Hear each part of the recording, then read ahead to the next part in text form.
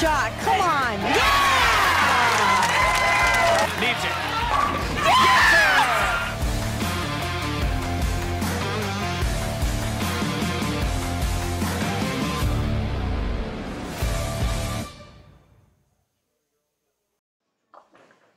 And good afternoon, ladies and gentlemen, and welcome back to Aloma Bowl, live from Winter Park, Florida. It is the 2023 Stepladder Finals of the PWBA Regional Showdown. My name is Emil Williams Jr. and pleased to be joined alongside Courtney Ermish, head coach at Carroll University, and of course a PWBA member and competitor herself. We've got 4 finalists here, Courtney. We've been watching this entire event. The 4 players who are here, Ashley Galante goes from 6th to 4th in the position round to get a spot inside the top 4. Andrea Bear shoots 300 in game 15, solidifies her spot, of course, in position round. She's our number 3 seed. The number 2 seed was the number 1 seed until position round, and that is Gigi Mason.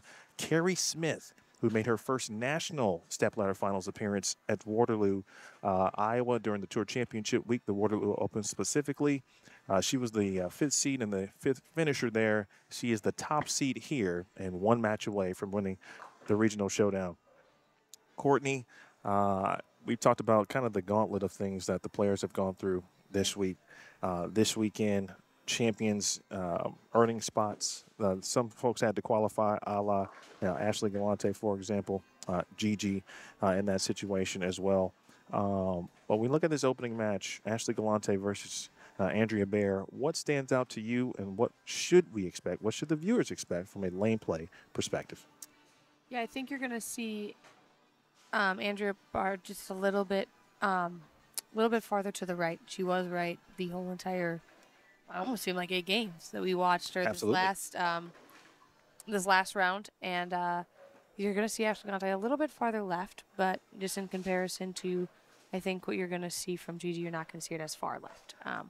Just kind of comparison if you had watched throughout the day, like throughout the weekend, or I should say week/weekend.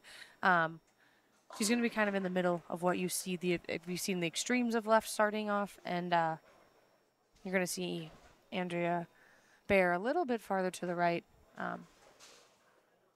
Again, not as far right, though, as if you watch Carrie Smith. She's not that far right. I feel like we have, extreme, farthest probably could go to the right, a little bit in between. Then you have a little bit we have, it almost seems like every dimension of it. But I think right now you're going to see a little bit of like a 15 to 10, 15 to 9 range for Ashley Galante. And Andrea Bear seems like she was around that like 8 to 6, 7 range, just kind of a little bit right of 10. But again, not trying to create a big angle.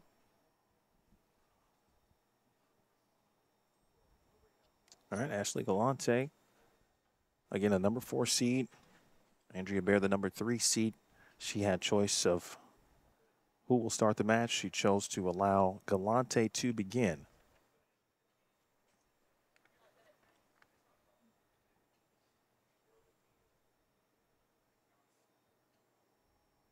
First shot, Galante, Regional Showdown Stepladder Finals.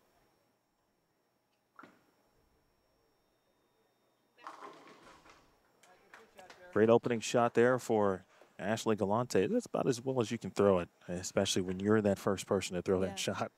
Yeah.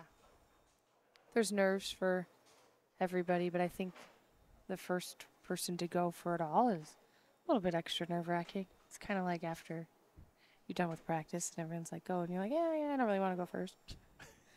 But I will. But yeah, as good of a first shot as it could be.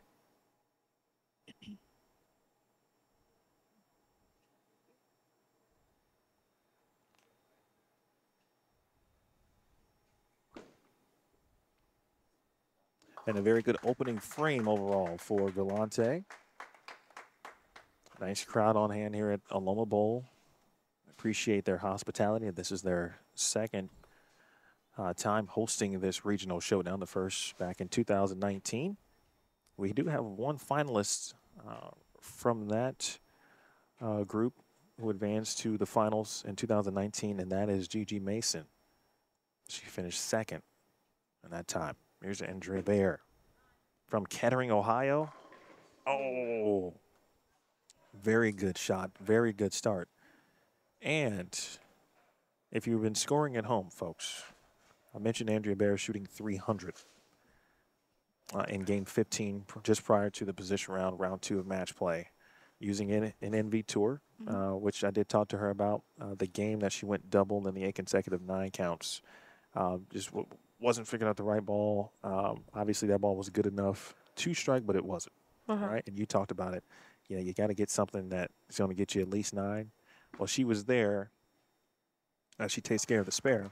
She was there, but she wasn't making any moves. She wasn't gaining any ground. Correct. At that point. She wasn't also throwing the NV Tour at that time either. She went back to that ball, and she was off to the races. Yeah, and I believe she's throwing it again. She is. One. Just throwing it out there. That was a really good first shot. You know me.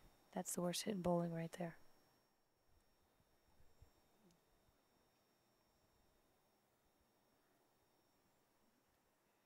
Looks like that might be a little in. For Bear, this is not her first PWBA event. In fact, I believe she told me this was about her 11th event that she has competed in at the professional level. We talked, you know, if she were to win, first of all, if she wins or doesn't, her 2024 should have a few PWBA events on her schedule as long as, you know, things work out flexibility-wise, etc. But if she does win, and she's got that allotment of $3,400, folks. $4,000 to the winner, $3,400 allotted to the winner, up to that amount, national entry fees covered. That's a very big deal, obviously, for those who compete on a regular basis, such as Ashley Galante, such as Courtney Ermish. You guys know exactly what that means to your bank account, certainly. Yeah.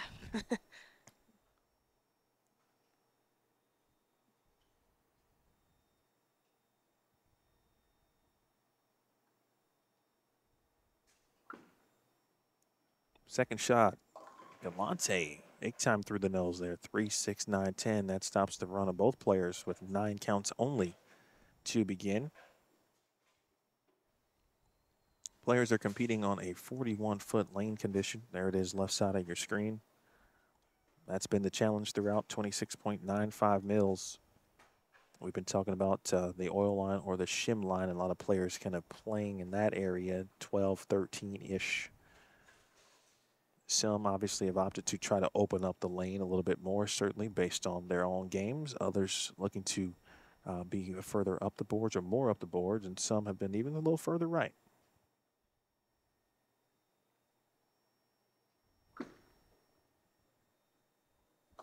Oh, good spare.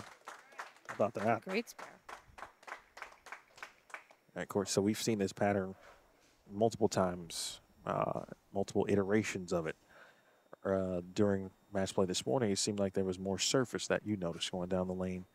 In this setting, obviously in the step ladder finals, and the players obviously trying to get comfortable, get lined up. But realistically, should we see too many differences on where players have been playing based on what we see right now? No, I just think you're going to see a lot of them try and play the area that they scored the best in. I think that's, and try and get there quicker. So if that involved using surface, so by the time, right, if Carrie Smith liked it, right, looks like a pretty good shot. Great shot. If, you know, just trying to get to that point sooner that you can throw that, right? Did Andrea Bear start with the NV Tour? Maybe not. But is she not, like, you know, maybe not the first couple games, or maybe she did, but she obviously knew that she had a really good look the last 2 games, so you're at least going to see that attempt.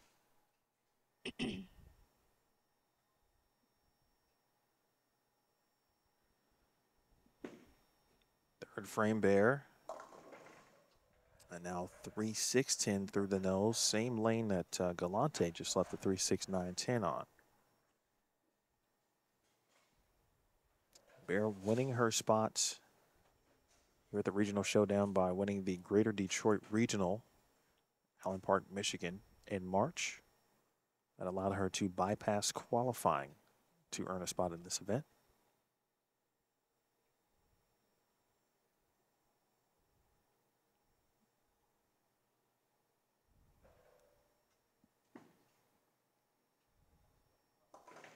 Oh, wow. Well, not only did she miss it, but you don't see it done in that manner That's very, too often. very rare.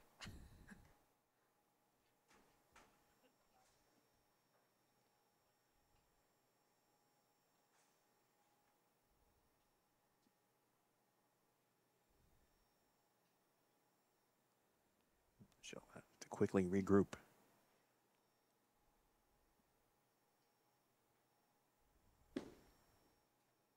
Already looks better. And it Looks is. like she made a little bit move left. She looked like she was playing a little bit up the lane.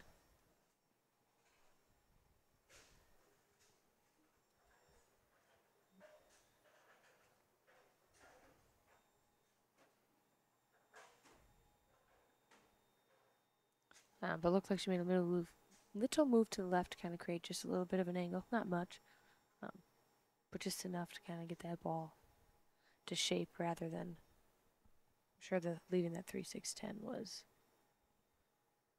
She saw enough of that.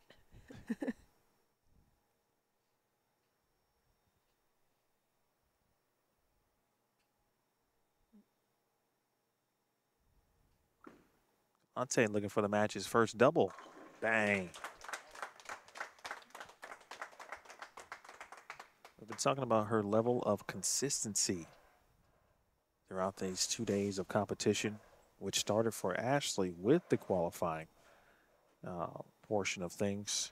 She bowled 8 games along with 67 other competitors. There were 8 spots available to advance to the match play portion to meet the additional or already entered into the event, of course, the 8 regional champions. There were 9 regional champs.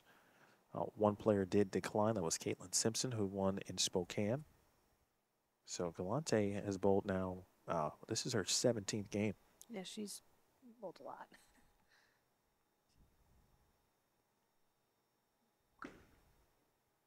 It's a long 2 days. Actually, I'm sorry. This is her 25th game. Yeah, 16 yesterday.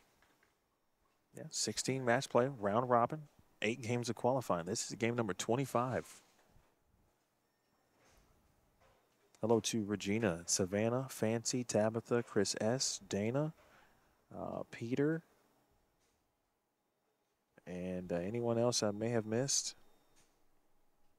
And anyone who has yet to say hello in the chat. Thank you for joining us here this afternoon.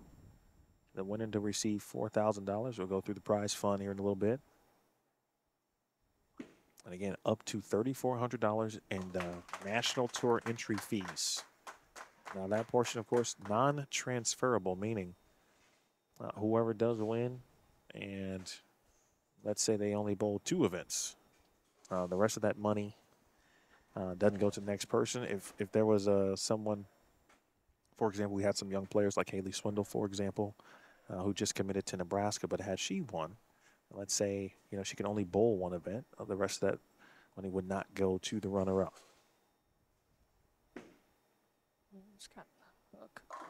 That's a good break. Good break for Andrea Bayer. She's a member of a couple of Halls of Fame.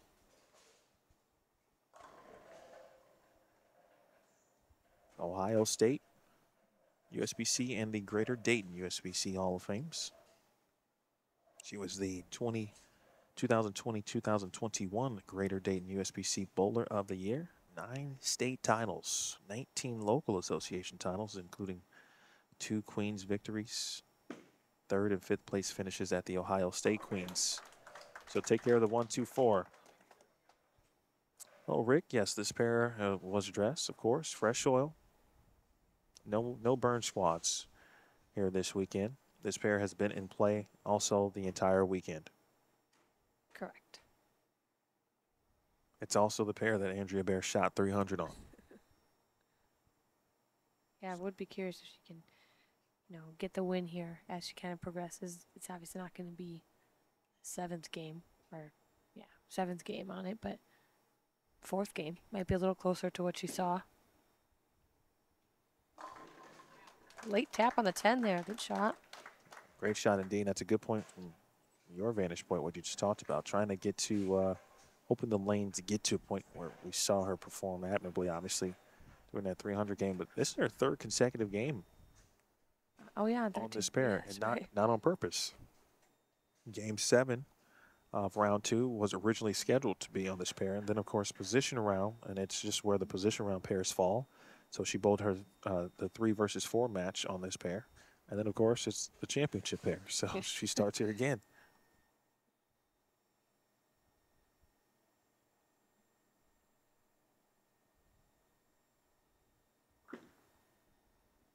Push. And the first big sign of trouble here for Galante. Just looked like she got that right just a hair quick.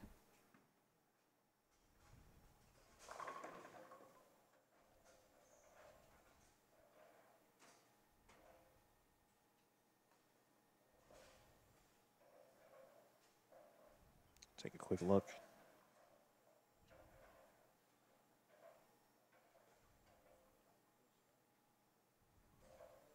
Yeah, maybe just a little bit, as you mentioned.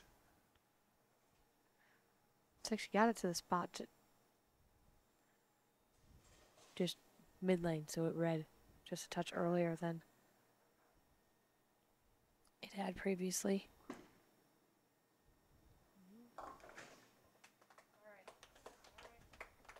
For Ashley, after watching her bowl throughout, what do you think some of the keys for her will be to get through these matches and ultimately come away with this top prize? I think for her, a lot of it is she has the look. I think it's really assessing, was that a bad shot? Was it the ball? And assessing that quick, right? Not only because these matches, right, you already look, there's only 4 frames left, but just because if she does move on, not wanting it to get away, she finds a way to win this one, goes on to the next. You got to make those, assess that situation quickly. And that one was in, but it looked good. So that's what leads me to believe that she got that one on 14 right quick. And 13 might be tighter. Again, we haven't really seen that many, right? There's a lot of people practicing, but we talked about there's playing all different parts of the lane. So it looks like she's putting tape in, so maybe she dropped the first one and then grabbed that next one. Ashley is throwing a piranha. We do believe that Andrea Baer has continued to be in that NV Tour. Big shot here. All right, they got up the hill.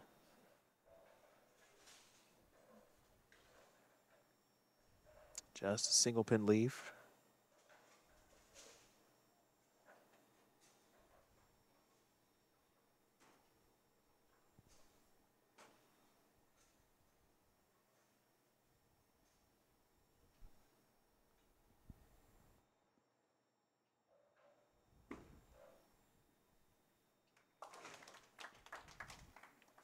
Does convert the spare.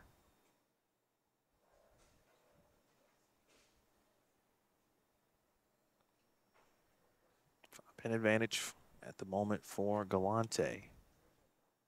Emil Williams Jr. with Courtney Ermish live from the Regional Showdown from Oloma Bowl in Winter Park, Florida. The Florida native from Palm Harbor, Ashley Galante, the number 4 seed, Andrea Baer from Kettering, Ohio, the number 3 seed in our opening match. He's got a chance. Bang. Good shot there.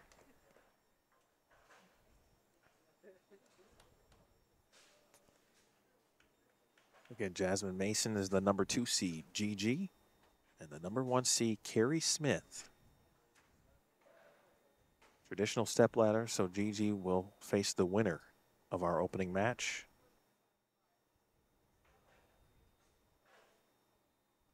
Galante, if you missed the position round, jumped 2 spots. She went from 6th to 4th.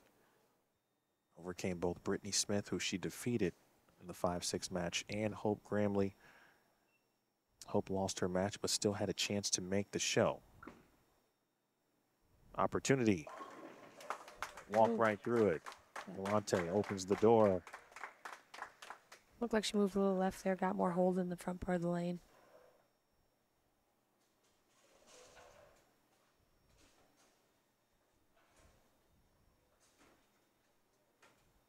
Lead extends now to 15 for Galante. Again, from 6th to 4th. She had to make a 2-8 in the 10th frame.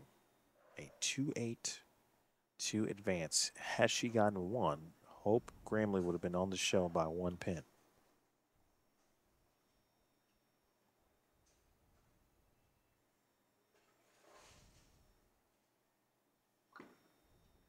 For 3 in a row.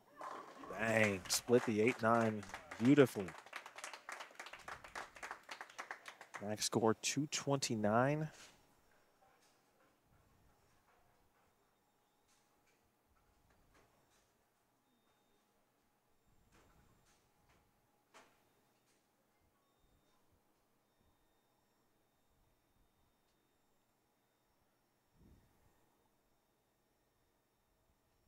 Albert needs to answer.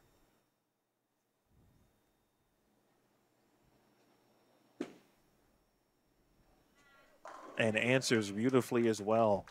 It's the first time she struck on that right lane, too. Threw a good shot in the 7th frame, just 10 pin, but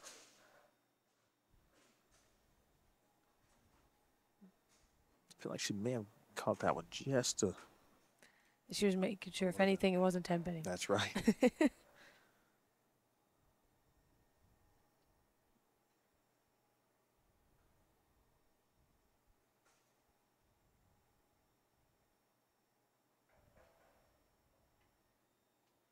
Tenth frame, Bear trailing.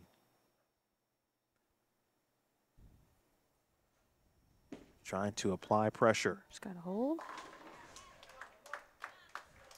I'm anticipating Andrea Bear to just strike if it's near the pocket. Based on what we've seen in the last couple of games on this pair, honestly.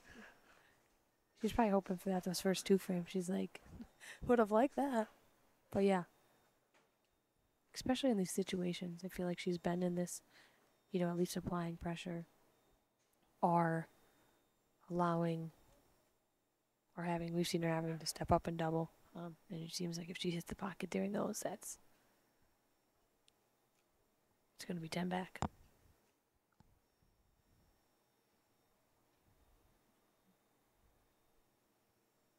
It's got to go. Wow.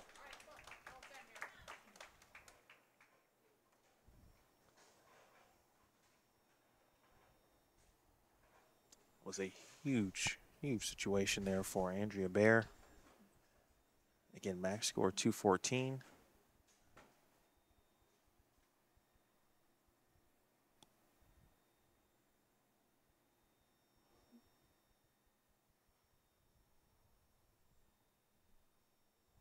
Still some situations here, but definitely putting Galante in the position now to strike. First shot in the 10th. She'll have a little bit of wiggle room with count after that. Way to show up, Andrea Bear.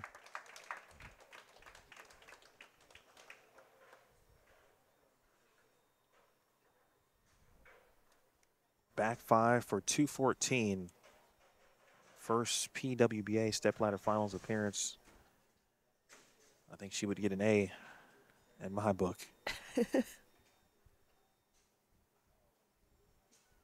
Galante, it's simple. Just talked about her making a 2-8. She talked about in that moment, trusting the process, trusting everything she's done to that point. Same situation here. Strike, she advances to face Gigi Mason.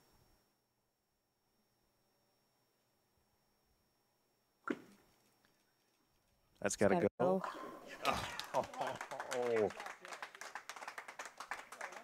How about that?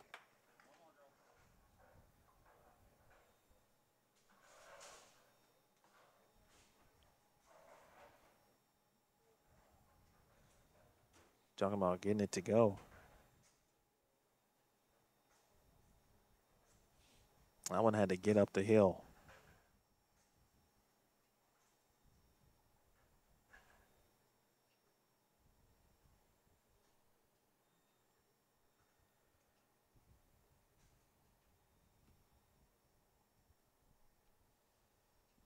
All right, good count here. Hit the pocket, but you don't want to see anything that could be design worthy.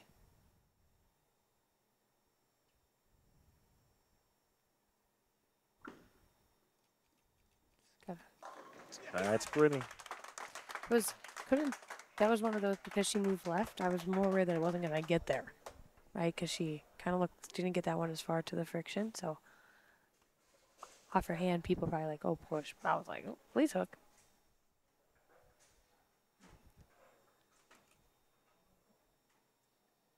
It's really good bowling by the both of them there, late into the match.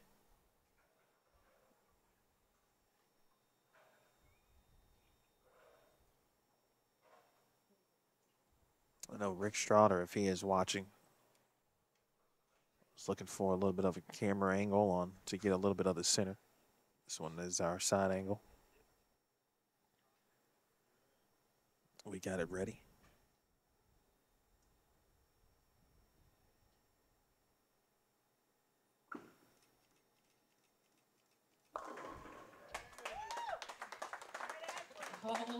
Hammer Hazmat on the fill.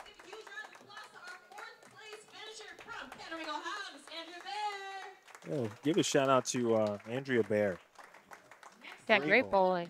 I mean, if you probably would have asked her after game even 3 today if she would be here, she probably would have told you no. Maybe even if you're after game 6. Yeah, I mean, you are completely right. The that double 9 count situation, and getting back into ultimately was the ball of choice. The Envy Tour was the right idea.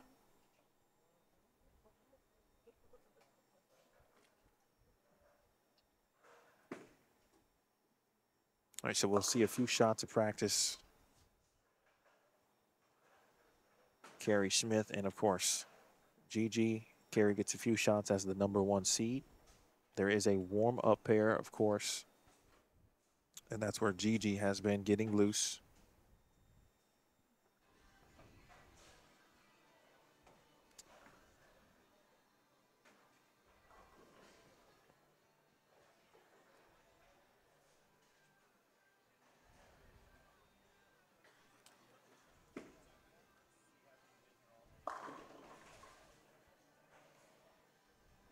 All right, folks, let's bring you back into the booth for a quick minute. Emil Williams Jr., Courtney Ermish, live and direct from Aloma Bowl here in Winter Park, Florida. Congratulations to Andrea Bear, a regional champion in 2023 and a 4th place finish here at the Regional Showdown. I came away personally very impressed. I mentioned to you, Courtney, I knew she had bowled some events, but I didn't get a chance to just watch her bowl. Yeah, this is the first time I've ever seen her bowl. So. Yeah, very impressed. And we were talking about all the great players in Ohio before her match began, and she was naming names that I even forgot about.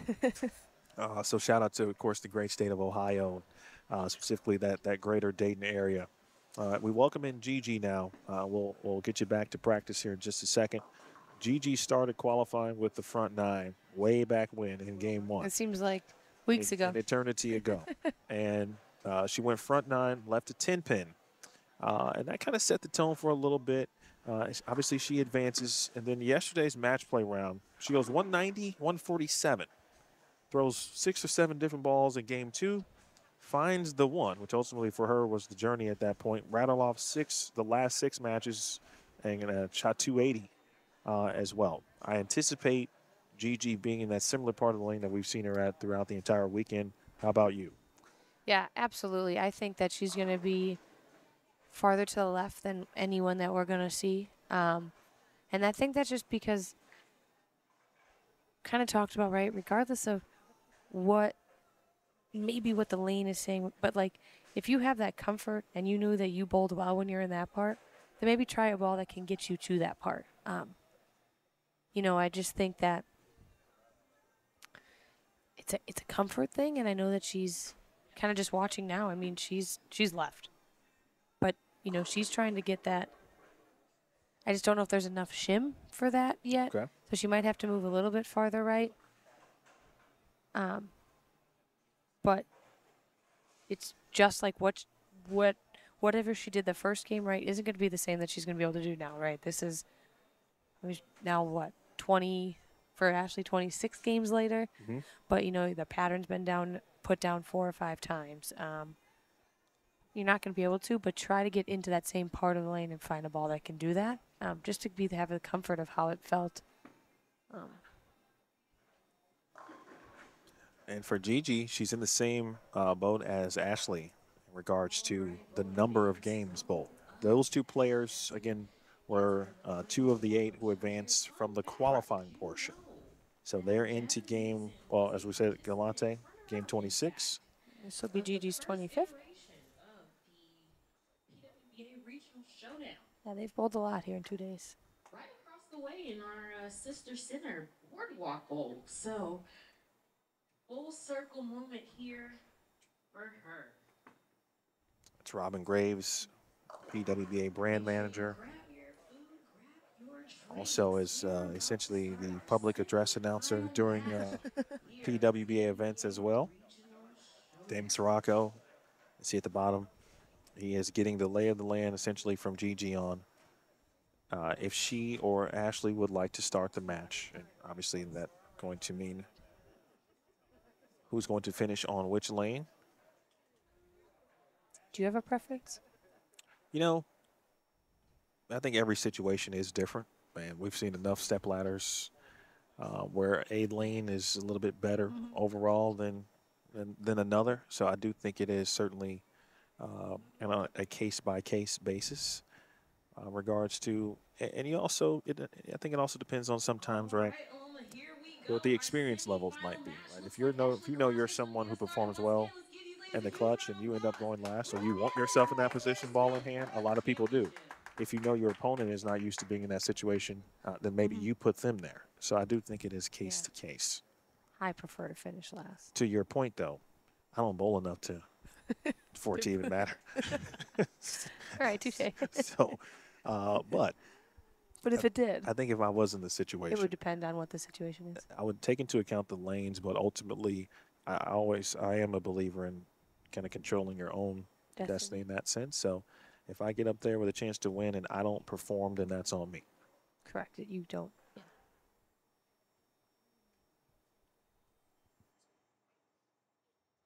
Galante is going to start the match. This will be the 2nd consecutive time she has started. She's going to finish on the right lane.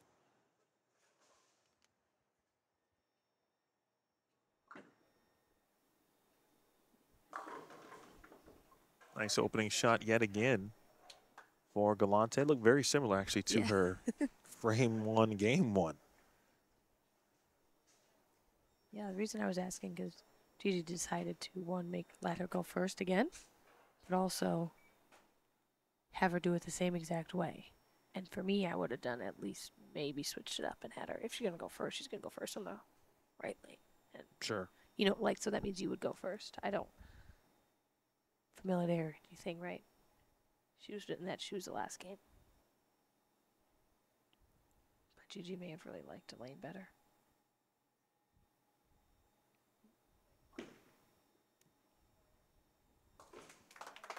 Match 2.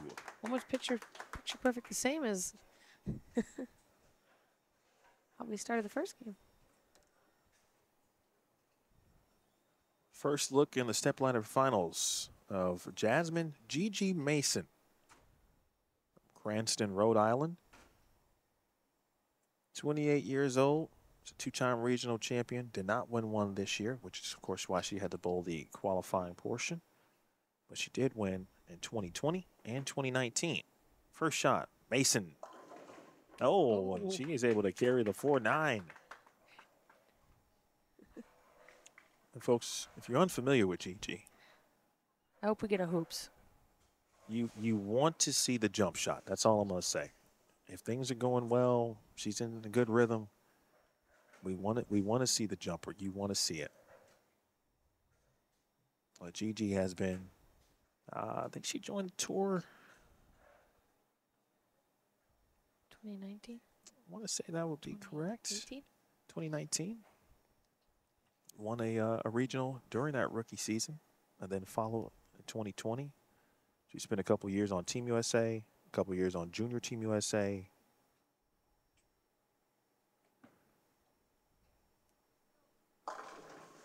Oh.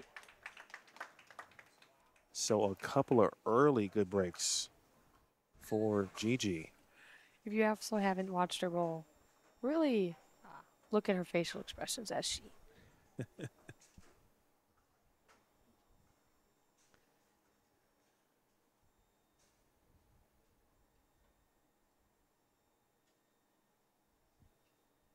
see the trip of the 9 here.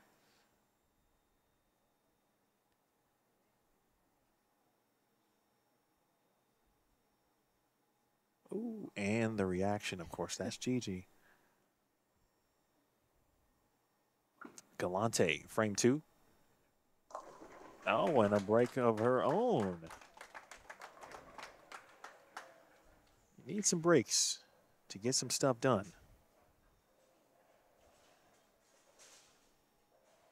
If you are just joining us, this is match 2 of the PWBA Regional Showdown. My name is Emil Williams Jr., alongside Courtney Ermish, Patrick Martinez, Kaylee Christ on the crew this week. Big thanks to the tournament staff, Robin Graves, Damon Sirocco, Devin Jones, A.A. Ron, Aaron Smith, and our guy Donovan handling public relations this week. Thank you to our host center, Aloma Bowl, and their entire crew and staff. Galante, can she double? Indeed.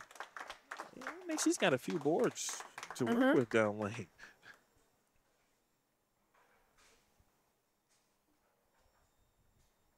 I was kind of one of those. I didn't know if it would go enough to get the 10 out. Yeah, I was kind of in that same boat and pleasantly surprised to see that. Blew the rack, too. Yeah.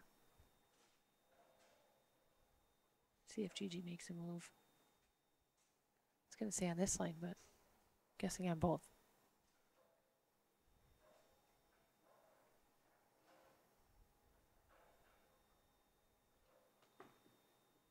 Early 3-backer.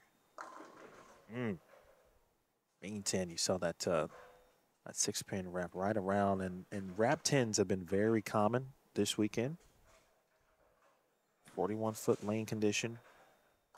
Mentioned the volume at 26.95 mils.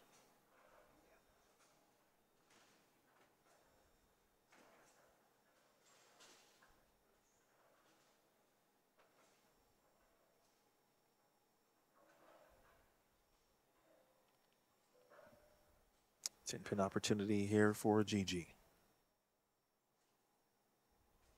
Hello to James. Everyone watching. Gigi got a lot of fan love. Look out. All right. Nailed it. She'll handle it. Let's take a look at that wrap 10 real quick.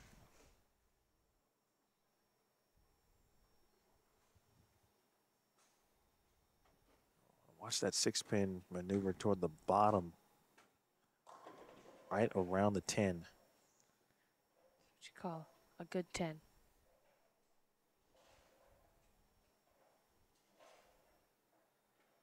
Mom, Danielle, Dad, George, I'm sure watching.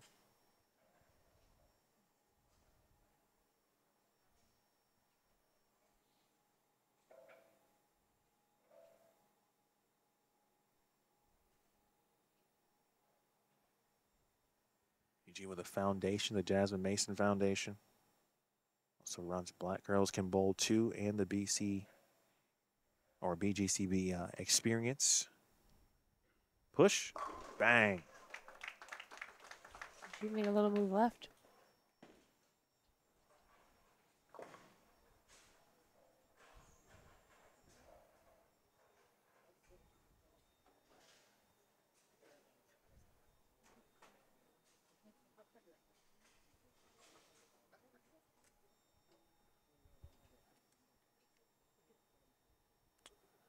What did you think about this shot real quick? Oh, not that one. Oh, we were running good. We were running so good with our replay.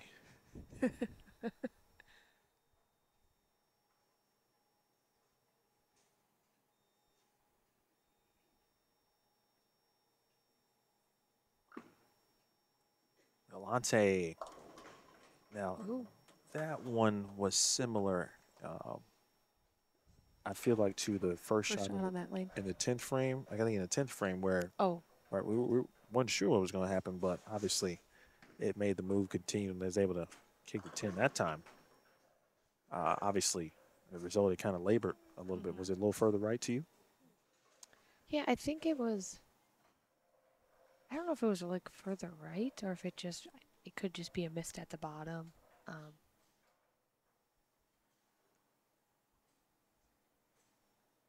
Could just, I guess, just been, like I said, missed at the bottom, but also it could have been a little right, but also maybe she just missed in and then actually tried to get it going to the right, like tried to create too much angle, right? Sometimes you try to create the angle instead of letting the ball create the angle, and maybe that's what happened. But she did. I guess thinking about that, right, the first shot over there, too, she kind of got a little love on that 210 late. Not so much a 10, but the bucket kind of crumbled a little bit, so.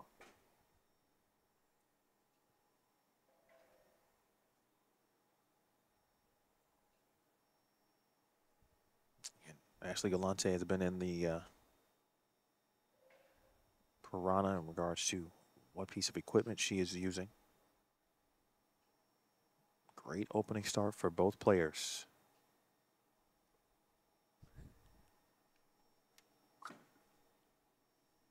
It's got to get up. See, in that one, I think that one was farther right than the last shot she threw on that lane.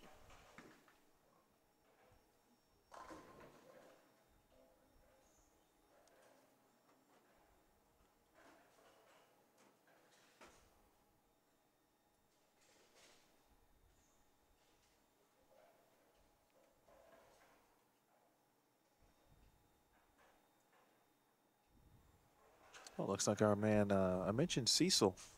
We were talking about the PWBA truck, and I mentioned he was here.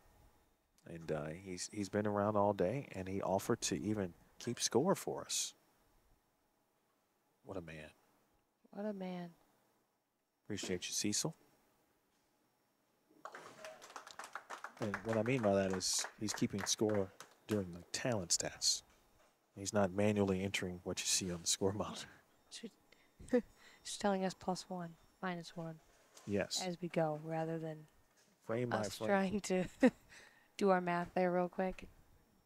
So now, of course, Gigi with a 1-pin advantage. Hello to our resident meteorologist, Danielle Niddle.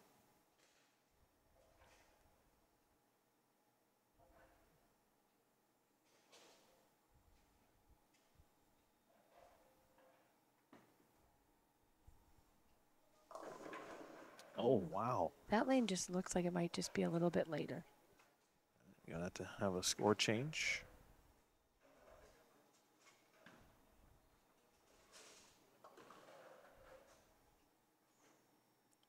That's an interesting situation right there.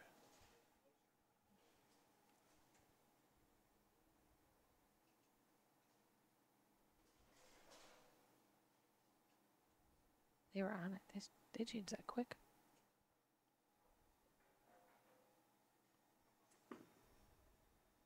Fine. Well Ooh, what a done. conversion.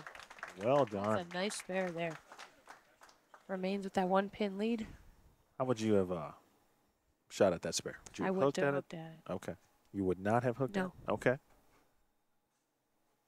Is that from a comfort perspective? Yeah. That one's tough. The Well, 4-5. without question. The 4-5 I definitely don't hook at. There's a look at it.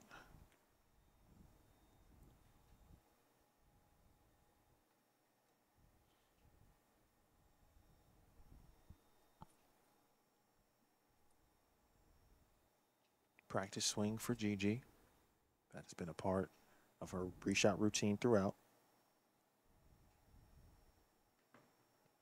Now still with a 1-pin lead and a strike in frame 6.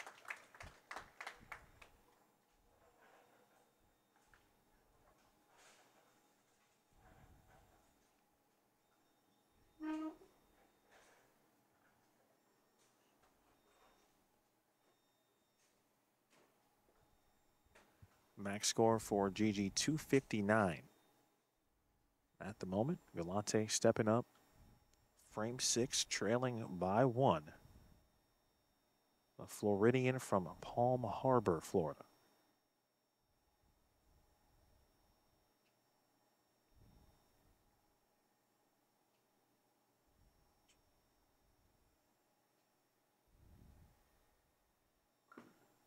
Sixth frame. And that's a very good break there as she breaks down trouble. Just leaving the single pin. I think she moved a little right. And then that ball hooked early.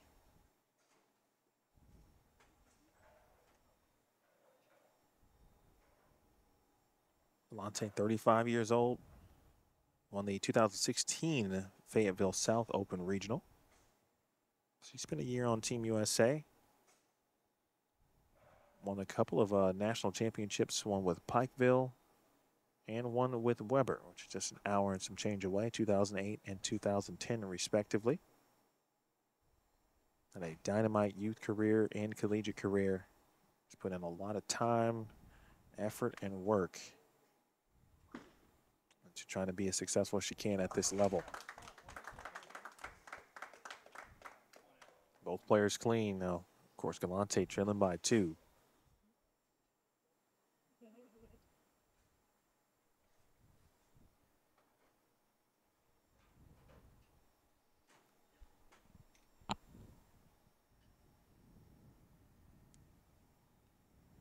Galante went 3-4, 6-7, if you recall, in the 6th frame a game ago on the very same lane, that right lane. That right lane's a little troublesome perhaps for Galante.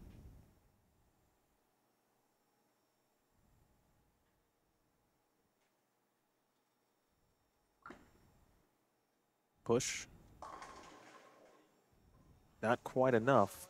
That's 4 consecutive 9 counts. Yeah, that's... And it looks like she's trying to make the moves. It's just that one looked like she moved a little bit, kept it tighter, and then leaves a 9 pin. I think she maybe just has to make a little bit bigger of a move to the left and try and create the same angle that she was, but just move it a little bit farther left and get it down lane, right? If you're thinking to me, I'm thinking you just got to make. She's trying to hit 8 per se. Maybe just move everything a little bit 2 to the left and hit 10 down lane rather than trying to get it as far where she had the 2 pin. Then I think she moved right, and then had it go high. And then that one she kind of kept in, bump it a little bit to the left. Well, for Gigi, I mean, she's got an opportunity here. And if she can put 2 more in the 10th, she's got a 3-pin advantage. She will certainly see this lead increase. I don't want to leave it to chance while Galante is kind of in this zone where she's got to fish a little bit. Right. Yeah, I want to take advantage of what is happening.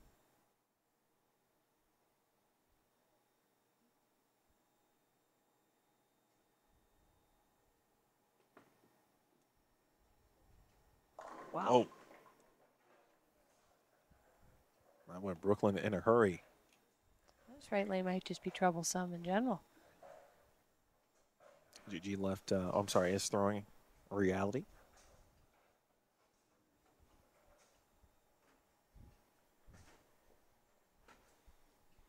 Her approach this week was just got to do what you got to do.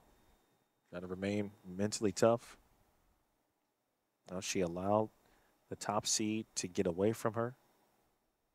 In the 10th frame, she just needed to mark against Carrie Smith in the position round, and she said she had just made a bad decision.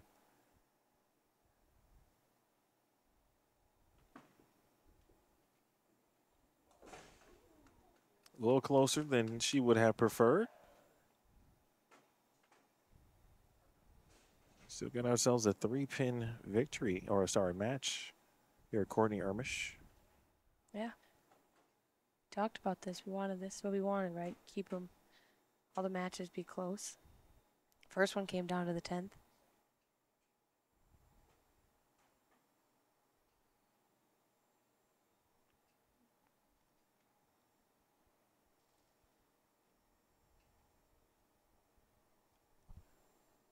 Look at the part in the center here, and you'll see Gigi reference that practice swing. For some, it's kind of that you just want to feel it, kind of feel gravity taking control and doing what it should do. Oh my. A loss of count there. Already a very tough shot, 3, 6, 9, 10.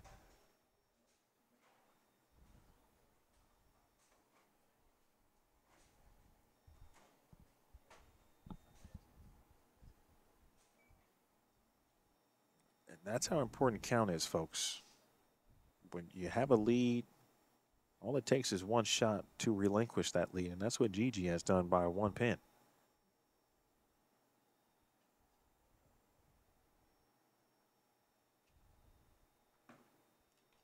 Little slip. Of it.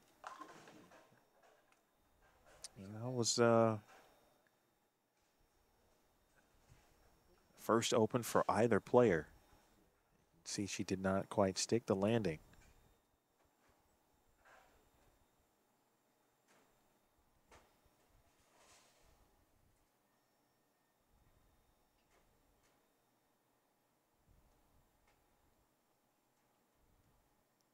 Really important shot here by 4. Ashley. Gigi kind of leaving a little bit open there. These are the shots that you really just want to execute. Maybe it doesn't strike, but making sure you make a good one.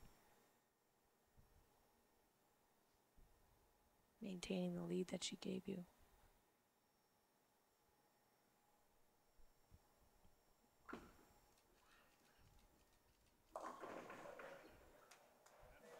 It's 9. I believe she changed balls. You like that move? Changing balls? Hmm? Yeah, I think it's, like we talked about, it's a bold move, right? Was she getting 9, 9, 9?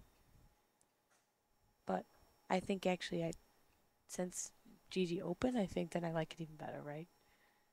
Because if it works, it's great. If it doesn't, and you get lucky and you leave like that, or even an 8 spare, 7 spare, you know, you're leaving something makeable.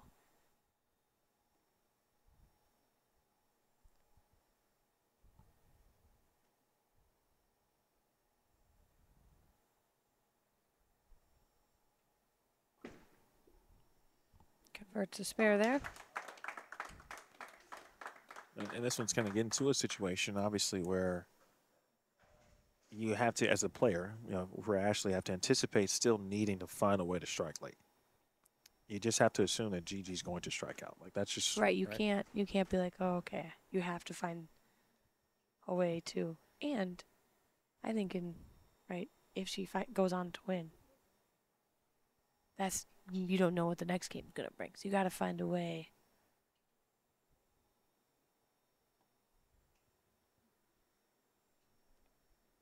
Ante, a past Team Masters champion. Yeah, Rookie of the Year, first team All-American. She was the ITC Most Valuable Player, actually, in 2008, also with Pikeville at the time. And just continue to put some building blocks in. It's up 11 here.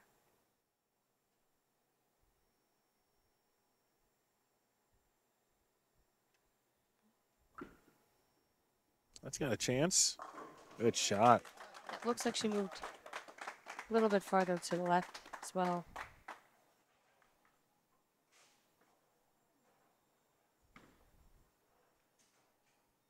Gigi chasing 11 here.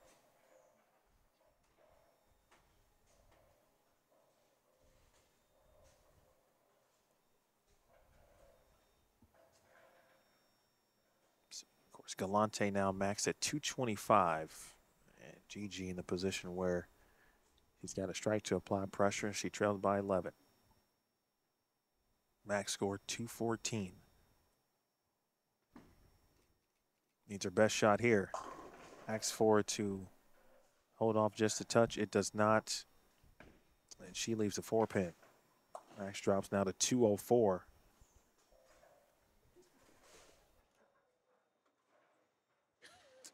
Ball change for Ashley was the hazmat.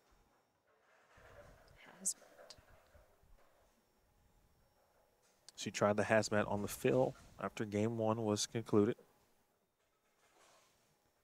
I think you saw a little bit quicker of a transition this game just because they're in similar parts, right? So you're going to see that a little bit quicker than where Ashley was kind of all by herself game one, right? Andrea was farther right of her, so she didn't really, the only thing she would have added maybe when she got into the friction was going to hook a little bit more, but she didn't have the front part of the lane is so much to worry about as both of these players do with playing similar parts of the lane. And Gigi finished second at the 2019 Regional Showdown.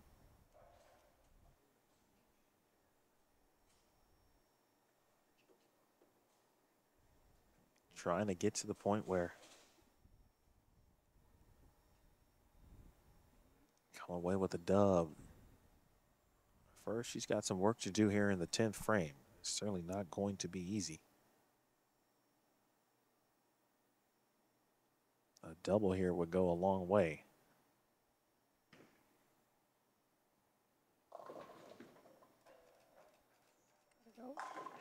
Maybe the best shot of the match there. Good shot there.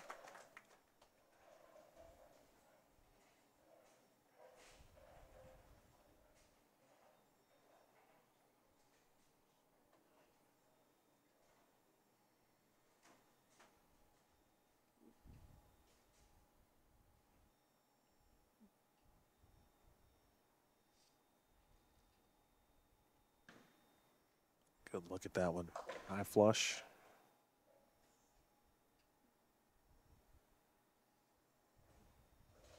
Not real time. She throws all three in the 10th. With a forced mark situation for Galante. Second shot, indeed. See, and she looked like she moved left as well. Trying to not give away the pocket, I think. I think both of them maybe tried to kind of fluctuate with getting it to the right a little bit and hitting that friction. Both of them seem to move left and just allow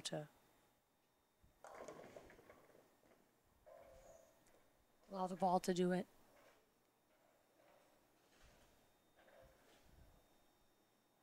Again, this is an important shot here. If she strikes, that's 204. It would force a mark from Ashley Galante. 9 out in that situation would be 203 for Galante.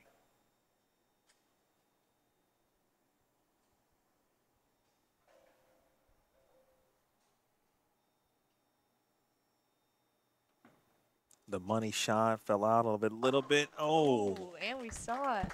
and the shot. GG. To be able to somehow be able to find a way to still be yourself in that moment.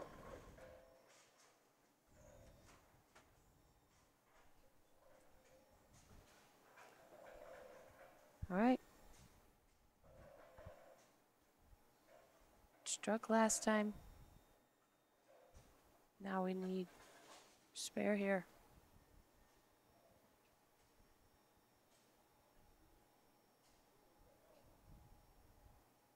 You saw it.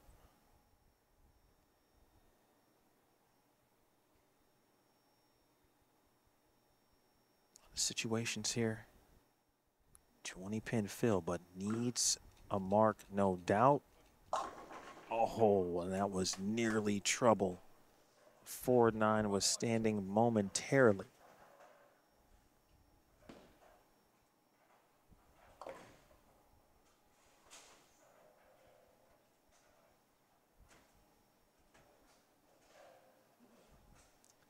Needs to convert the spare.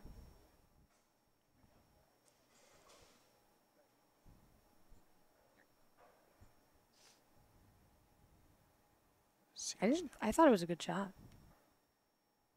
But I think that just that right lane is so touchy. I just checked it just a hair early. Lucky to just leave the 4-pin.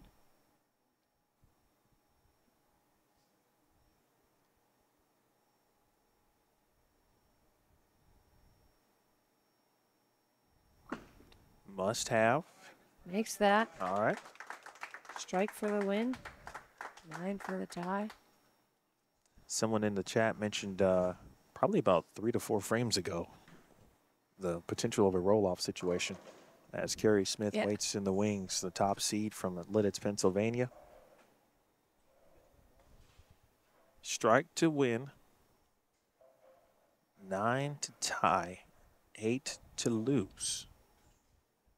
Galante has already been in this position. She needed to make a 2-8 to get to the stepladder finals. Now she has to strike to confirm an advancement to the title match. 9 a tie.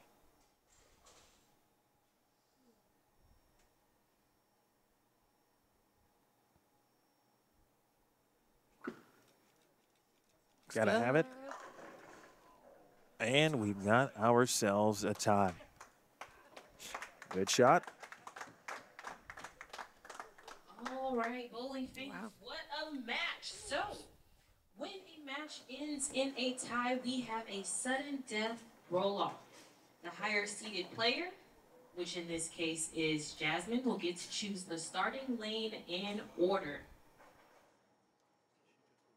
Should the match still be tied after one ball, the players will switch to the next lane and continue in the same order. Look at the final shot here from Galante. Gigi has the choice of order, who starts in the lane. Here's the shot from Galante. On your screen, see just a little bit lazy down lane.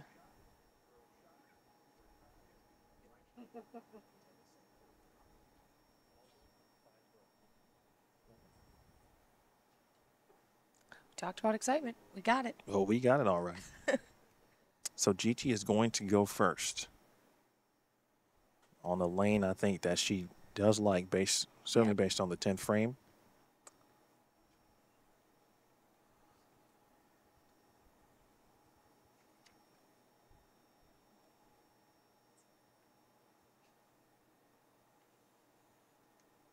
Sudden death roll-off. If she doesn't strike here, Galante will step up, have a chance to move on with a strike of her own.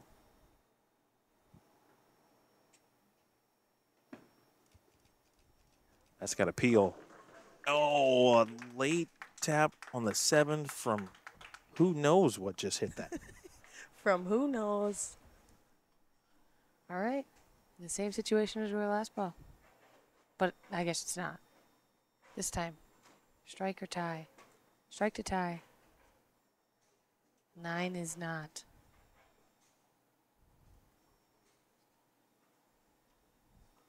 Might have been the head pin. Yeah, it looks like the head pin comes over. Just lays in there and makes the right fall. Wow.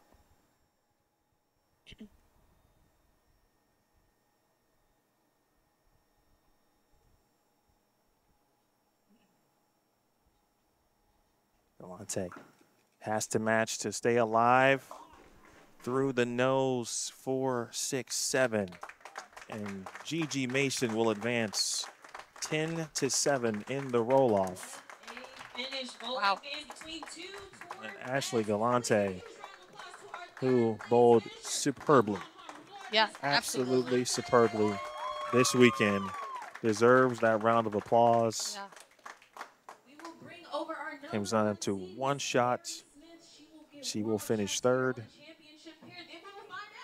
Who wins the title for the 2023 PWBA Regional Showdown? Told you guys this was going to be a good one. Robin was certainly correct. She did tell us it was going to be a good one. And I'll tell you what else is going to be a good one. If you don't know already, you're going to learn a little bit more about Element 3 Health, a new partner in regards to the United States Bowling Congress and the PWBA. We'll take a quick short break and we return the championship match. Top seed, Carrie Smith. Number 2 seed, Jasmine Mason. The regional showdown title, $4,000 and up to $3,400 in national tour entry fees paid next year. Back with more on Bowl TV. Exciting news for USBC members. Element 3 Health has partnered with the United States Bowling Congress to offer an amazing opportunity. With an eligible Medicare Advantage or supplement plan, your yearly bowling membership dues will be covered thanks to Element 3 Health. Enrolling is a breeze. Grab your health plan info and USBC member number and visit element3healthgroups.com/USBC.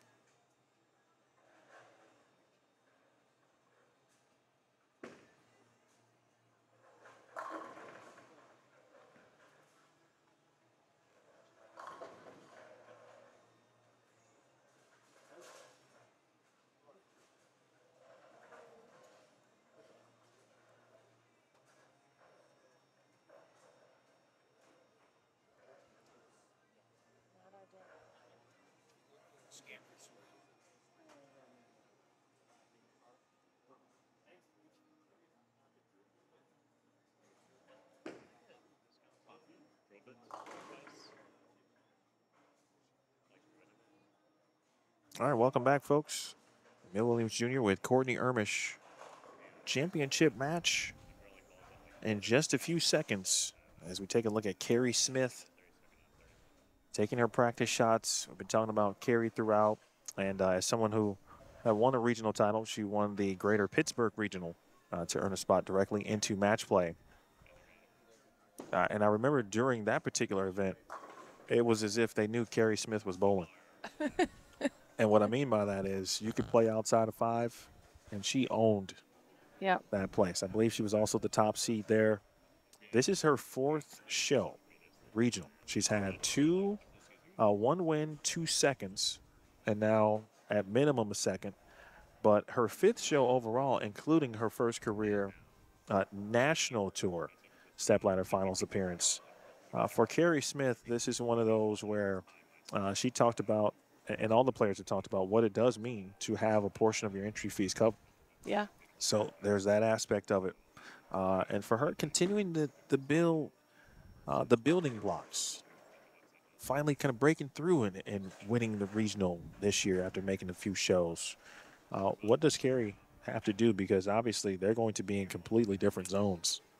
Yeah, it is going to be a little interesting because you're not going to see any issues where Carrie isn't going to get in the way of Gigi's way and Gigi's not going to get in the way of Carrie. So it's really, I think you have to say it's going to come down to the best shot making, correct? And who maybe gets one to fall their way. Because it's not like the match we just saw where there was, started off, they both kind of started off good shot, and then, 4th, 5th frame came and it seemed like they were like, what happened? Where'd my ball, my ball reaction wasn't what it was. There shouldn't be any of that, right? I mean, there might be a little bit because there's going to be 10 frames on it. You might have to move a little bit, but it's not going to be ball changes like there was. So I think a lot of it's just going to come down to making good shots, and Carrie has made them down the road. But it's about who can do it for 10 frames right now.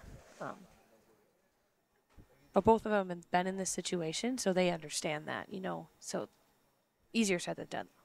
I can sit back here and be like, yeah, it's easy. Just make your 10 shots. But I think it's going to come down to who maybe gets one to fall their way.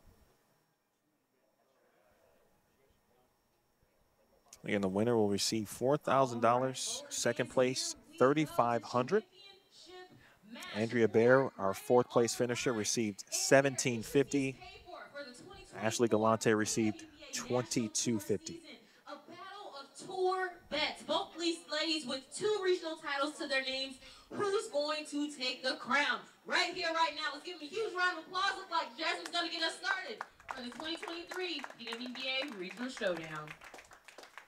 All right, folks, and here it is. Championship match.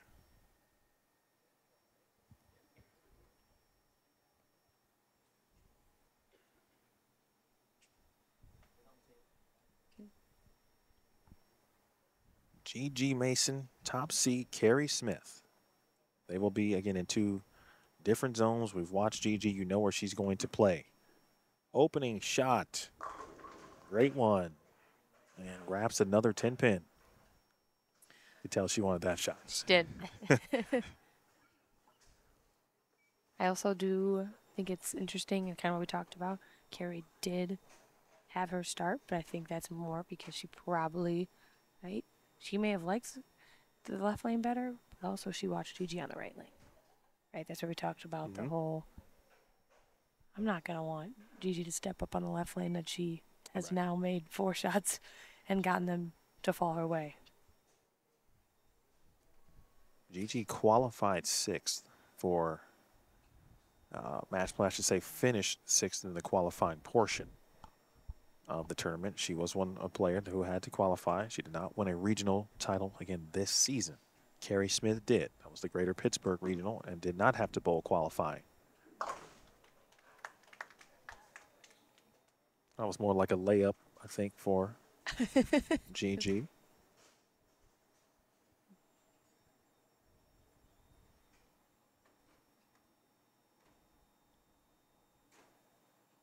Look at Carrie Smith. Lititz, Pennsylvania.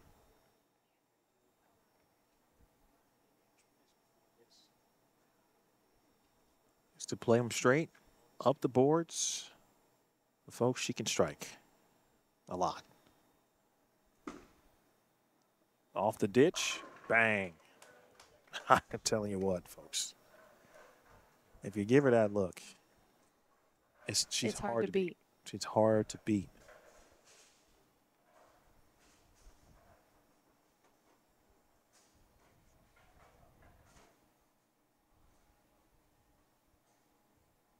And the thing with that look in that game, right, you don't give away the pocket too much, which is also, I think, yes, once you're striking, but you're also not going to give away too much. You know, 1-game match is really huge. Which is also her game, essentially, nonetheless.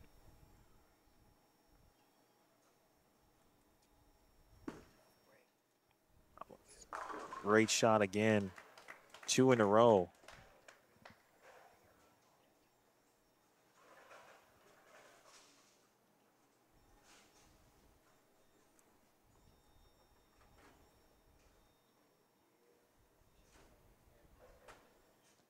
Well, Carrie's kind of set the tone. Yep. Right? She said, I'm here. And obviously, if you're Gigi, it's about staying in your own zone and keep doing what you've been doing. But that was a nice statement made by Carrie Smith. I think this is a big shot for Gigi. The right lane has been a challenge. If she can find a way to get a strike here, I think she has a little bit more confidence going into the rest of the game. She gets to tend to fall there.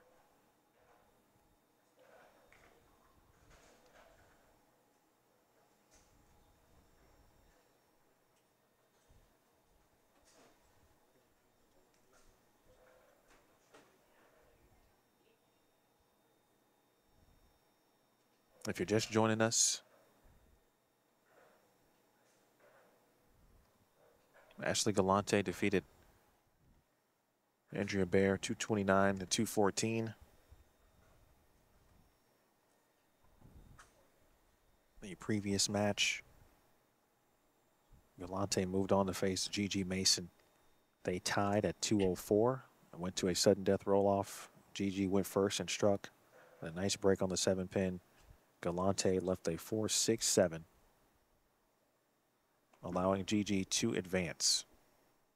This is the championship match. Carrie Smith, the #1 seed, versus Jasmine Mason, Gigi, the #2 seed. These two met essentially for the right to be the top seed in the position round. at the end of match play, where Gigi had a chance to mark in the 10th frame to secure and lock up the top seed. She left a 2-8-10, that she made a bad decision there late, and allowing Carrie Smith to claim the top seed. But none of that matters anymore because she's in the title match.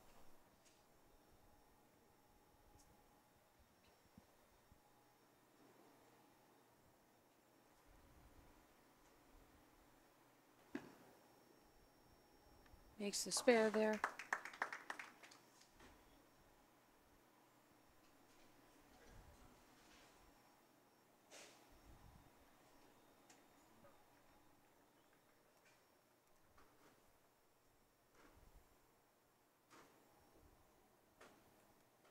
Carrie Smith stepping up here in the third.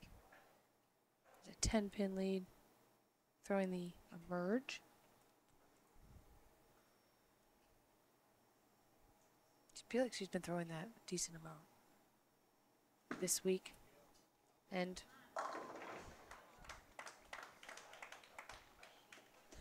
that's tough to beat. This should be a very fun match. If Gigi can corral a 4-bagger together at some point in this game, and in fact, she might be forced to do it. yeah, I think it's going to kind of come down to needing to do it and needing to do it now, really. I mean, if Carrie steps up here and puts up a 4-bagger to start,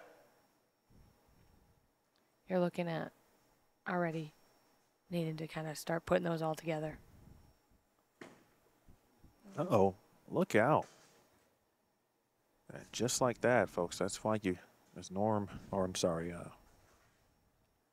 my guy's name? What is it? You live to, that's why you play the game, et cetera, and so forth. I can't think of our coaches here. What's his, anyway, that's why you play the game, right? Because for 3 shots, it looked like Carrie Smith is going to be unbeatable, and then, boom, she has a mental error. I anticipate fully this one's going to be in the pocket. So you put it right there. That might be arguably the most unexpected thing I would have came up with based on what we just saw. But now, again, Gigi's situation doesn't change, but there might be a brief exhale. Correct. If that makes sense.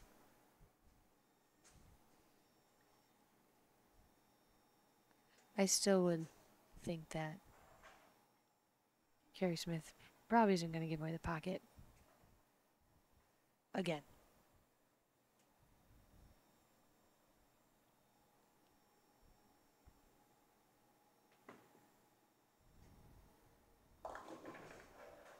There's that right lane again.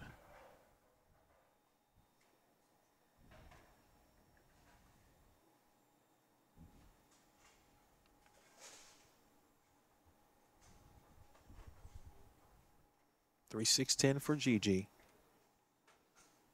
Again, title match, regional showdown, $4,000 to the winner. Up to $3,400 in national tour entry fees covered. Next season, the 2024 season, the schedule is already out and has been out for quite some time. And make sure you check out the refreshed pwba.com. Provide any and all feedback.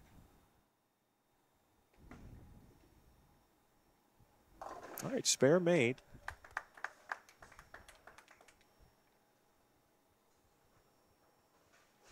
And just like that, it's a 1-pin match.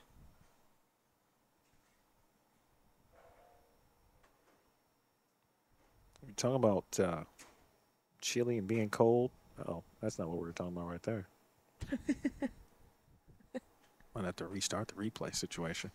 That's just right off camera there. Gigi, we were talking about it's sometimes cold in the building when she's competing. You might see her wearing a coat.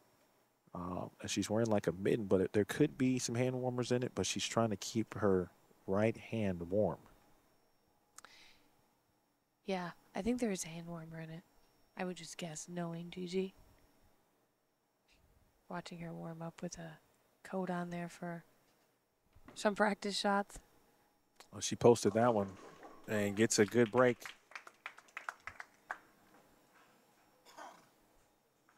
Do we have a 1-pin match?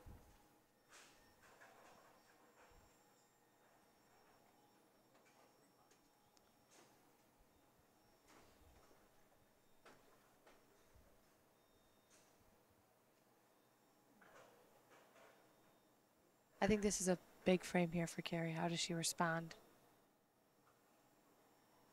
There's really only one way. I think we both know. Just like that. That is mental toughness.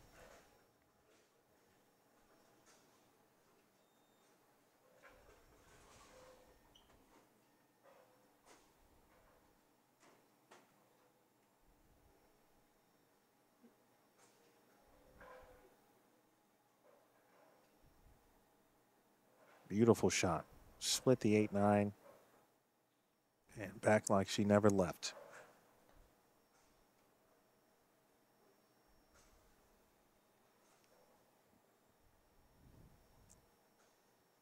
Early 3-bagger, gutter 9, and back on it with a strike. 1-pin advantage. What? Ooh. It's 8 out of that.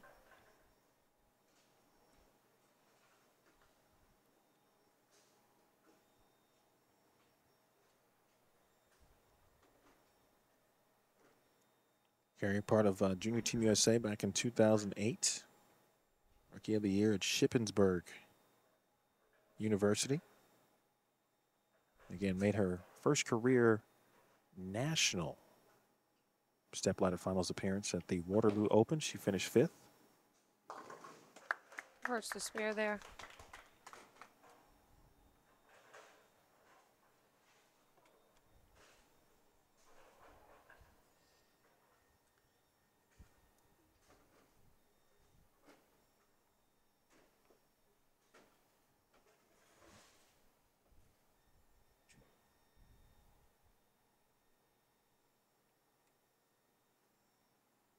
Now it's Gigi with an opportunity to double for the first time.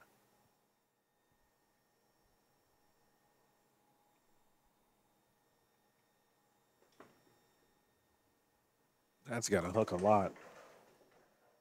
And that shot was similar to something we've seen from a few players, where if you do leak it right down lane, the possibility of any 2-pin and certainly 2-10-like combination can happen, and here it is. Yeah.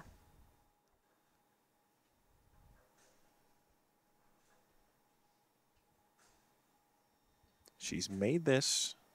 We saw her make it. I don't know if it was today or yesterday. I can't remember. I think but it was she's today. made it. She does hook at it, and will do so here.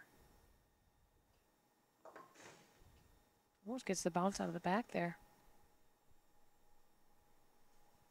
Here's the first shot. Just to give you an idea, again, talking about balls being a little bit right down lane.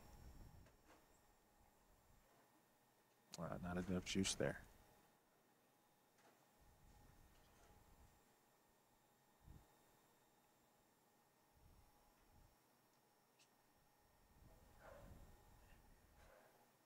There you go. Well, it was well past the tracer. Certainly down lane. Oh, she makes a ball change. Interesting note here. Ball change as we get to frame 7. Like the journey. It is the journey. Well, the journey. Don't stop believing. Don't stop. 3-6-10.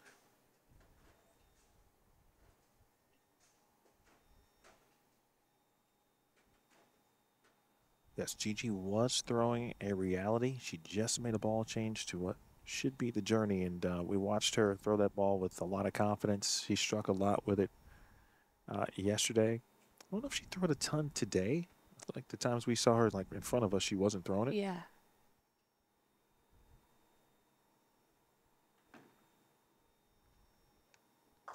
Good Hurts spare. the spare there.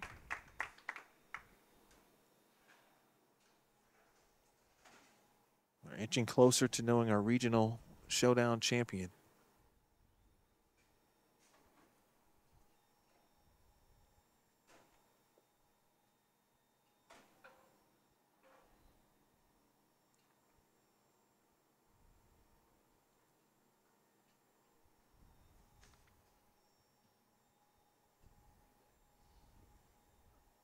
Thirteen-pin advantage for Carrie Smith.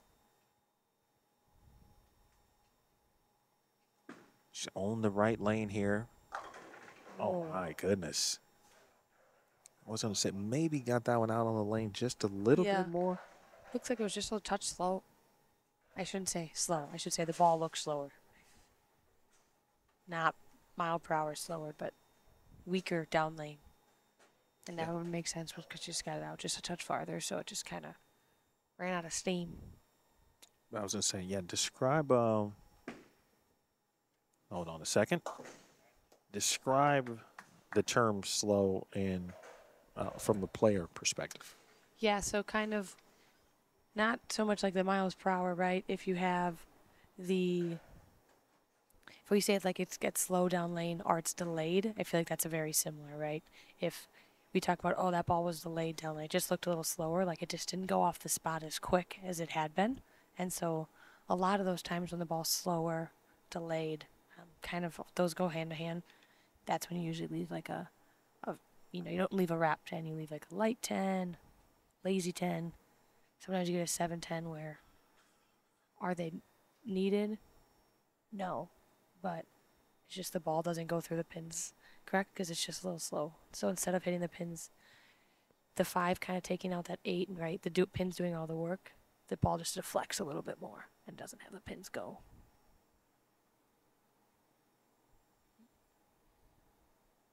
The head coach at Alvernia University, Carrie Smith. 8th frame. Yeah, that one got into a more of a heavier roll.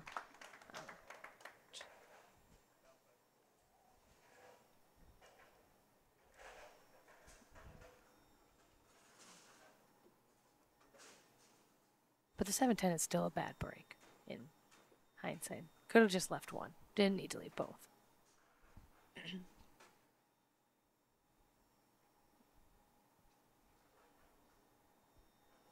Just like that, it's even here.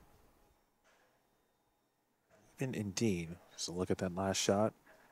Again, talking about the definition of slow from the competitor standpoint, and then seeing the differences, the right lane shot and of course the left lane shot, and there was indeed a difference. GG.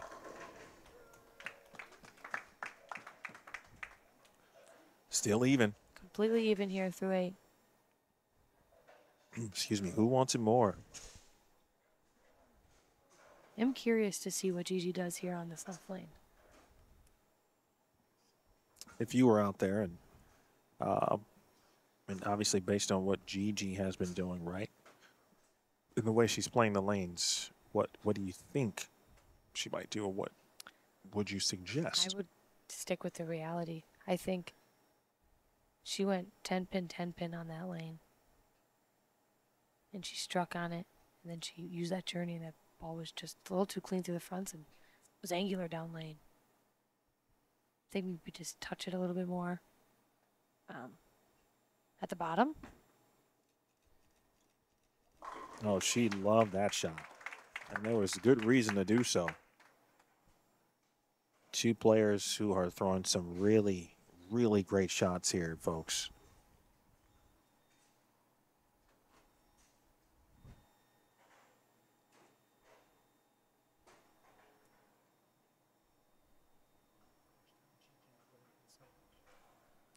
Cecil, our score man, is telling us this is the first time Gigi has led this match. He's on it, see.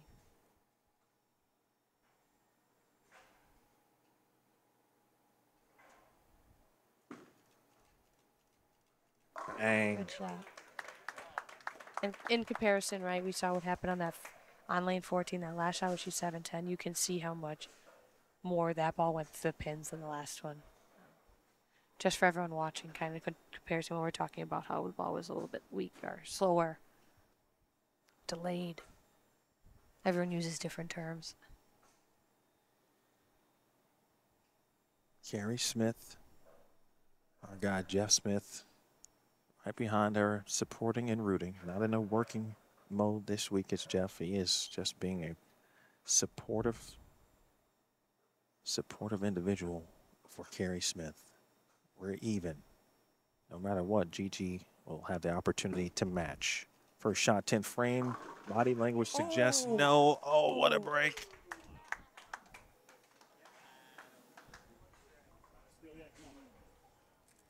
I didn't have a good view of it at all. Wow. I just saw the shoulders kind of drop. She looked up at the sky, the ceiling.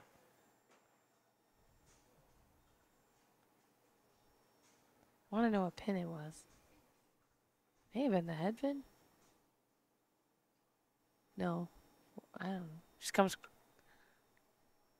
It's a messenger type stuff Well, there. Listen, both Carrie and Gigi are living right. They've got some breaks, and they've been able to take advantage of those breaks. Again, no matter what, Gigi's going to have a chance to match.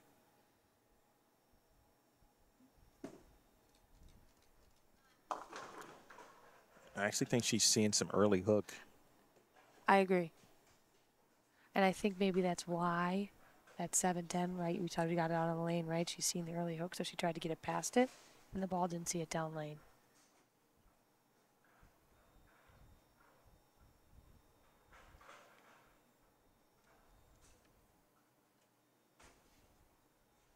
See that ball check Yeah. immediately. Once it hits that lane, it gets about 30-ish feet. Just goes. Oh, the math is simple. Match and it's over. Or one better, right? If One better. just needs to do one better. Strike 9 spare. And Jasmine Mason takes home $4,000. As well as up to $3,400 in National Tour entry fees. First African American to win singles in all events, the Royal Bowling Youth Championships. As a youth, she's been on multiple game shows, TV shows. Has to have the first. Gigi, that's got to hook a ton. It's not. And Carrie Smith as the 2023 PWBA Regional Showdown. That right lane, similar shot, 210 situation yet again. And we were talking about what happened in the position round. The exact same thing just happened again for Gigi against the same opponent in the same frame. Yeah. Nearly made it. Gigi, great bowling. Good bowling. All right, bowling fans, let's give a huge round of applause to our champion, Miss Carrie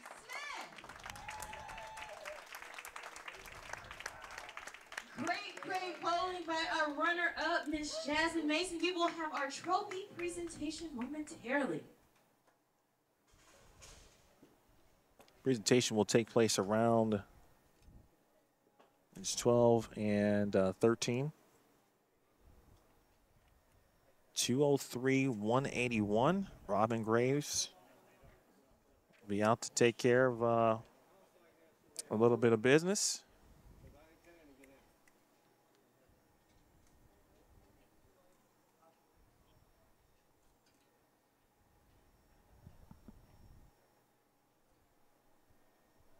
All right. Let's test it out first.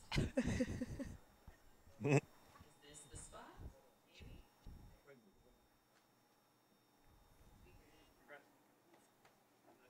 Maybe. It's all a matter of time.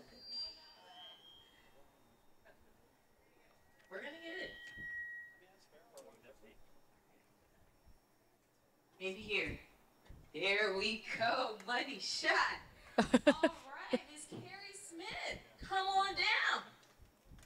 We have Miss Jennifer Sarachek with Aloma Bowl, who will present you your trophy. On behalf of Aloma Bowl, we are extremely happy to be on your list of achievements. We were rooting for you the entire time, and we are proud to present this to you.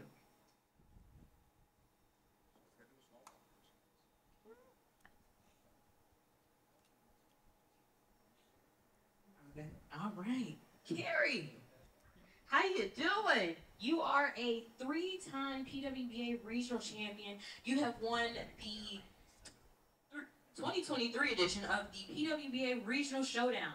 How does it feel? Amazing.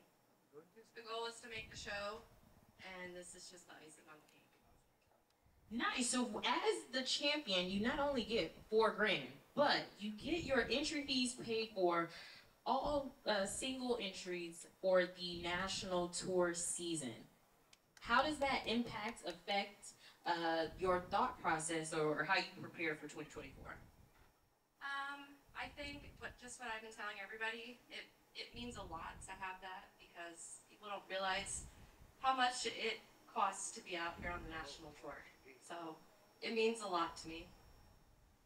We love that. Is there anybody you'd like to thank for your achievement?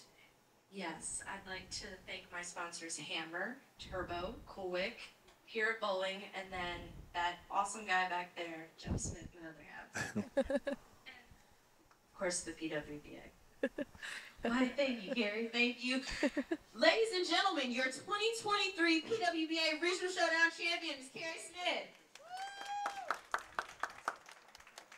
On behalf of Aloma Bowl, the PWBA, thank you all for coming out this weekend. We hope that you will follow. We will talk with Carrie Smith for a quick minute. So we'll have Courtney step out. We'll talk to Carrie Smith, and then Courtney will join me to wrap things up. So thank you all for coming out this weekend. We appreciate you. Hope you had a great time.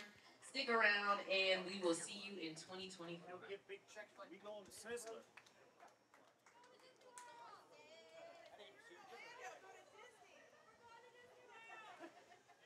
Disney World. That's actually, yeah. They're going to Disney World. What? They're going to Disney World, she said. Me too. That plays here.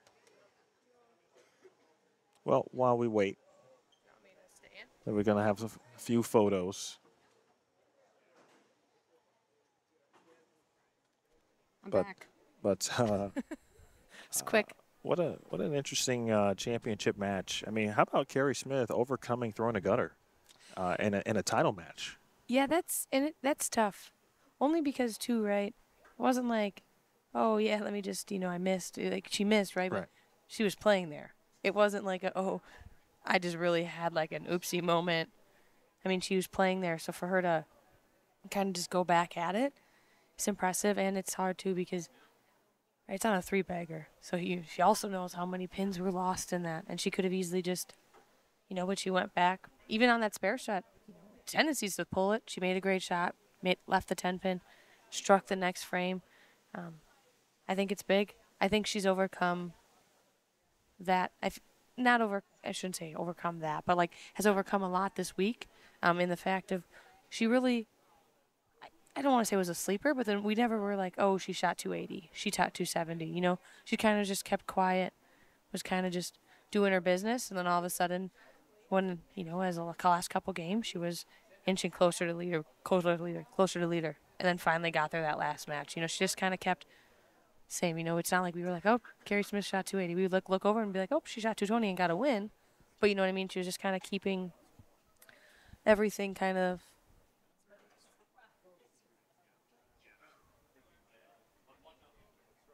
Yeah, she won her last 3 matches. She went 6-1 this afternoon.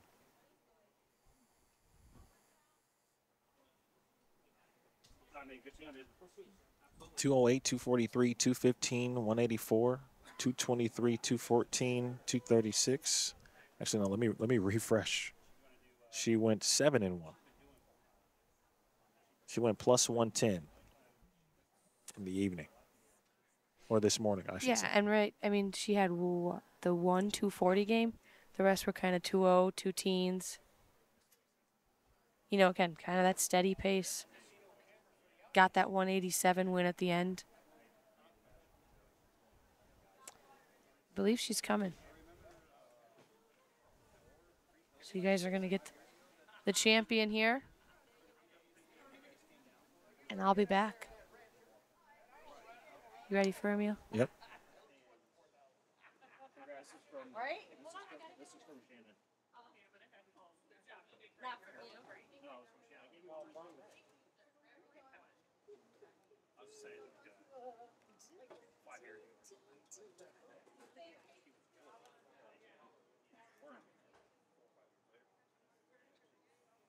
All right, ladies and gentlemen, please welcome in the champion of the 2023 PWBA Regional Showdown, Miss Carrie Smith. Hello. Congratulations. Hello, hello. How do you feel? right now? Awesome. It's awesome. I think, like I told you earlier, the goal was to get to this point. And then basically it's one game. And I just tried to execute as best I could. I had a little blip in That was a blip. said fourth frame, but The Matrix did blip.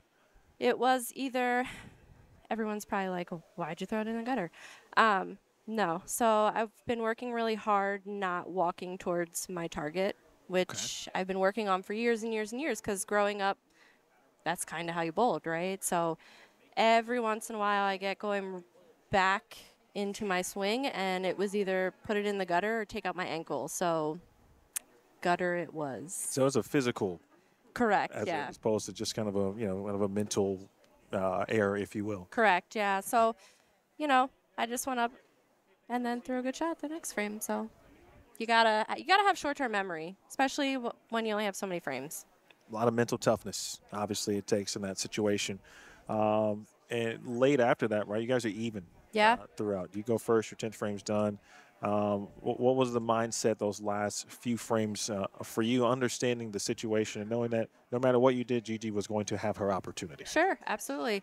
I had a bad break in the 7th. I threw a good shot, and I pocket 7-10. So go up, get the count, and I went up and, I was like, just throw 2 really good shots. Just throw the best shot possible, and the pins fall down, As long as I compete with my whole heart and whatever happens, happens, I'm content with that. Oh, we got an echo somewhere. Well, that's not good. Let's find out. I don't know why. All right, let's try that again. We'll see if there's an echo. You guys keep letting us know. We'll keep talking. Okay. Is there an echo now? Oh, we'll find out. There's some reverb happening somewhere, Uh-oh. and I can't tell you where it is. I'm going to guess that it's because Patrick is uploading photos. I see that. I see a picture of me over there.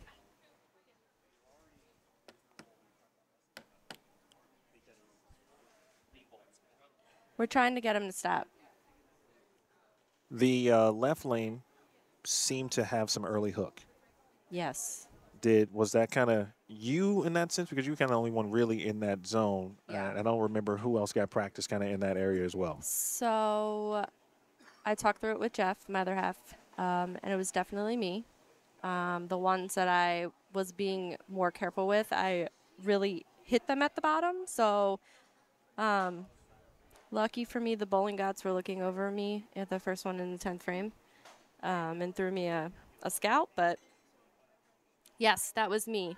And when you're in that situation, you're trying to throw the best shots possible, and sometimes you don't know if it's the lane or you, and you just have to kind of go with your gut, and I did, so.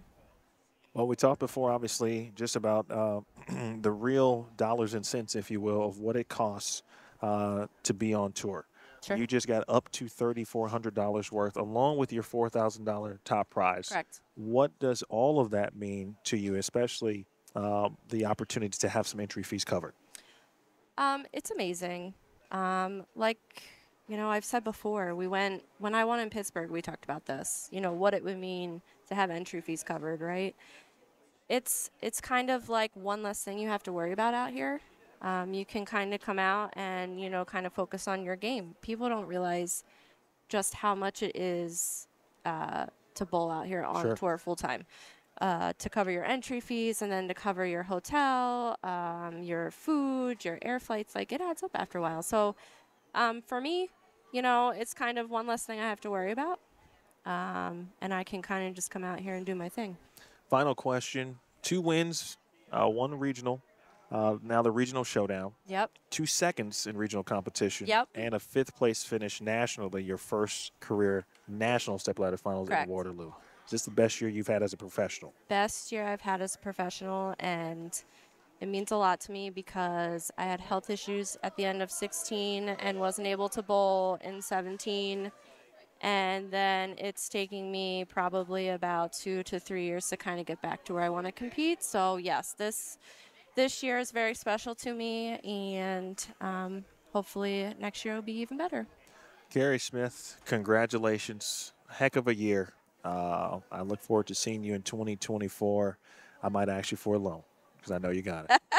Hey now, watch it. Thanks, Congrats. Emil. Thank you. You're welcome.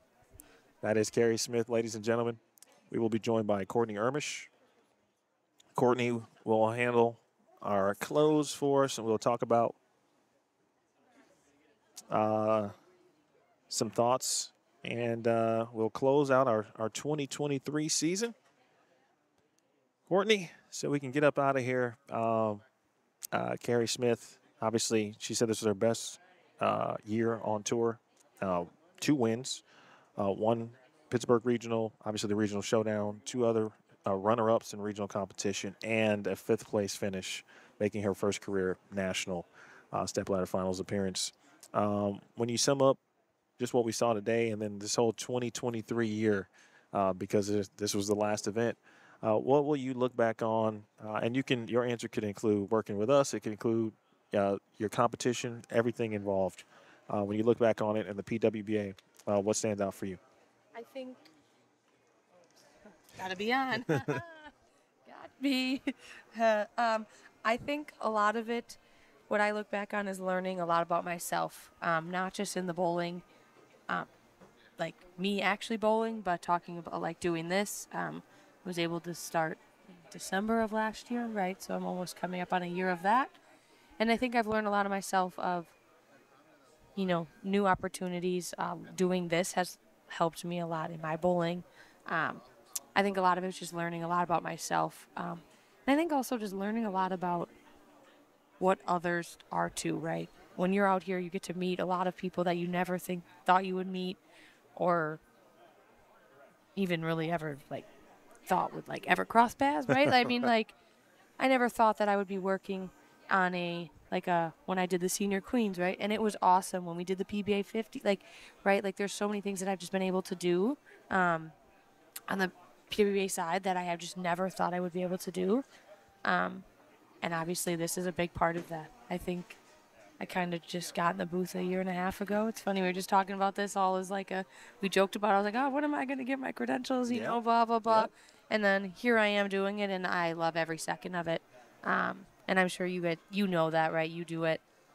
Sometimes, a lot of times when you're here, it doesn't feel like a job, right? You're just getting to meet new people, do things. But as a bowling perspective, I also think that it was cool to see, got to see Lindsay win. Yep. Got to see, newcomers and new things happen, and I think that's good for the sport of bowling. It doesn't always have to be you winning. I got to see one of my best friends win Player of the Year, win an insane amount of titles. It felt like every other week. And so not just about me. I just think there was a lot of good that happened this year from people that I knew, people that I didn't know, got to know, and that would be what I take away from there. That was well said, and I will echo all of that. And what a wonderful year it was. And this is the last event, folks. So, but don't go anywhere because the 2024 season begins shortly. The first regional event is January 20th in Myrtle Beach, South Carolina. And, of course, the first national event will begin in early May. A lot of people to thank, certainly. Want to thank Robin Graves, who does a lot of work, a lot of travel. Of course, we all do. Robin, Damon Tarraco, Devin Jones, Patrick Martinez, of course, Kaylee Christ, Jason Thomas, the entire crew back at 621 Six Flags Drive. Anyone who has anything to do, certainly with the PWBA, certainly the United States Bowling Congress and the Bowling Proprietors Association of America. I'd like to thank their respective boards. Thank you to Kegel, the official lane maintenance provider of the PWBA. Want to thank our host this week and all of our proprietors and hosts throughout the season. This week, of course, Aloma Bowl in Winter Park, Florida. Aaron Smith was here this week, and we don't get a chance to see Aaron doing some training with Donovan. I think we'll see more of Donovan next year, PWBA season. So be on the lookout for that. Don't forget to subscribe to all of the PWBA social channels as well as the PWBA YouTube channel for additional content. Finally, folks, the wonderful athletes on the PWBA Tour who make it extremely exciting for us to do what we do, and certainly you, the Bowl TV community, the best fans in all of bowling.